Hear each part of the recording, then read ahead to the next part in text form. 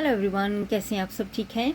तो जी एक ज़बरदस्त टिप आपके लिए लेकर आई हूँ। सर्दियों के मौसम में भी अच्छी है और गर्मियों के मौसम में भी अच्छी है। ठीक है, अगर आपको लगे कि गर्मी का मौसम है या सर्दी का मौसम है और आपके लिप्स जो हैं वो ड्राई हो रहे हैं और आपको समझ में नहीं आ रहा क्या करें, तो बहुत ही आसान सा तरीका है।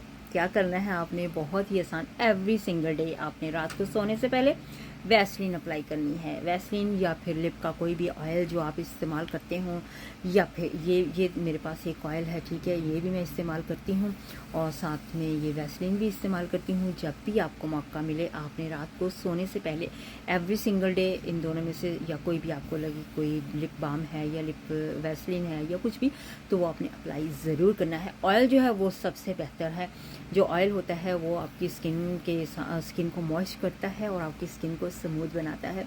वैसलीन भी बहुत अच्छी है क्योंकि वैसलीन जो होती है वो ड्राई नहीं करती आपकी स्किन को, और जो ऑलरेडी ड्राई होती है आपके लिप्स उसको बेहतर करती है। तो फिर आपके लिप्स जो होते हैं, जब आप पूरी रात लगा लेते हैं ना वैसलीन अपने लिप्स के ऊपर, तो सुबह आप उठ के ज़रूर देखिएगा कि आपके लिप्स जो होंगे बहुत ही ज़बरदस्त लगेंगे आपको।